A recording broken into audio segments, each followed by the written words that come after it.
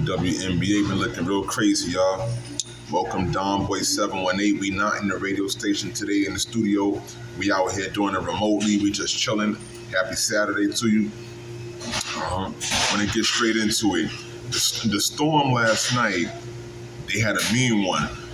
They destroyed the Dallas Wings 95-60. No Enrique Ogunbowale and Dallas had no firepower on a bad night for Paige Buckers. Paige Buckers, who had 11 points, while Dominique Malonga had 22 points and 9 rebounds, and Erica Wheeler with 17 points and 4 assists. They destroyed the Dallas Wings, and it was sad. Other WNBA action, the red-hot Minnesota Lynx, they went on with a close game with the Indiana Fever, 95-90. Kayla McBride, she had 29 points and 6 assists, while Jessica Shepard with the triple-double controlling the game.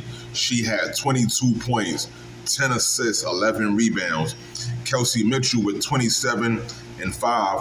Her and Lexi Ho, they couldn't pull this win home for the Indiana Fever, and it was a mean one right there. It just went down. Minnesota remains on their streak to try to get back to the championship, and that's what they're fighting for, and that's what they're doing. It was pretty mean.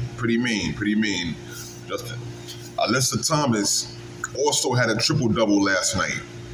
Okay, they had a mean game. Phoenix Mercury taking on the Golden State Valkyrie, where Alyssa Thomas, my girl, doing her thing, 13 points, 16 assists, and 12 rebounds, helping the Phoenix Mercury go on and take this victory against this young new expansion team in Golden State and hold it down. That's a mean triple-double. I thought that what Shepard had, what Jessica Shepard did, was some awesome, which it is awesome. You can never downgrade a triple-double, but the fact that Alyssa Thomas, she went out there and kept it real and got busy.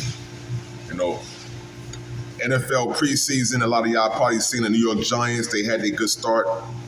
42-10, they took the win over the New England Patriots. Jackson Dart had 1 touchdown, threw for 81 yards. And the Giants, they exited him out of the game after he got hit on a run, and Jameis Winston came in after that because it seemed like Jackson Dart kind of had to go to the tent because he was a little disoriented. So the rest of the game was completed by Tommy DeVito, who's been on our team for some while now, and he threw for 3 touchdowns.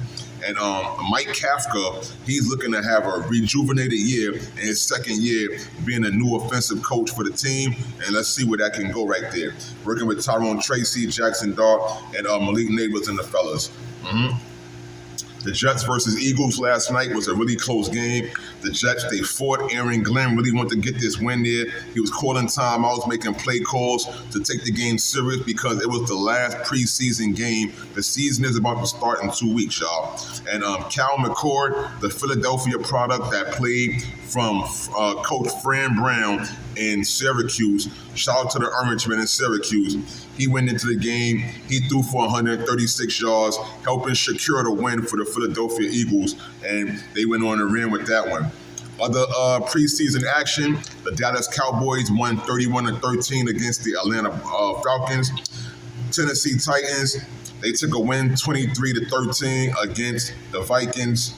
And Tennessee Titans, hey man, Van Jefferson and Jamar Jefferson, 2 different Jeffersons, not Justin Jefferson, on the Minnesota Vikings, took that win last night, and that was pretty funny. So shout out to them.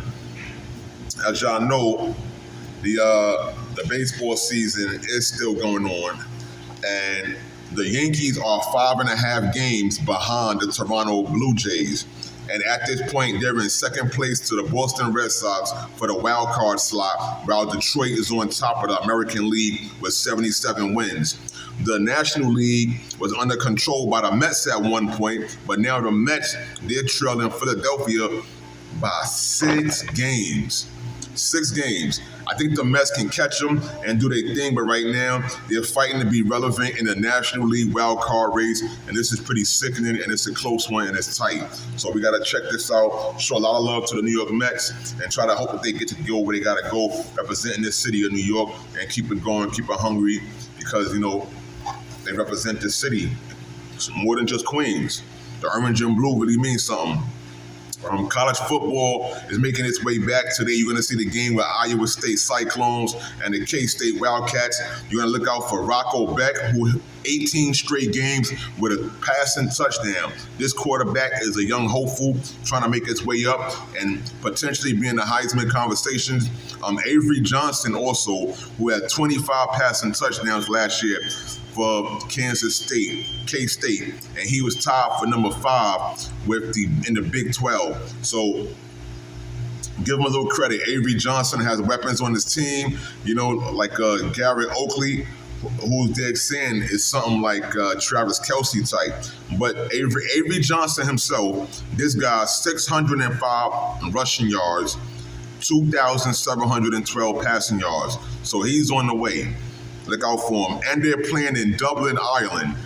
First time college football out of the country, promoting the brand, the American football brand, in big places like Dublin, Ireland now. And that crowd is looking sick.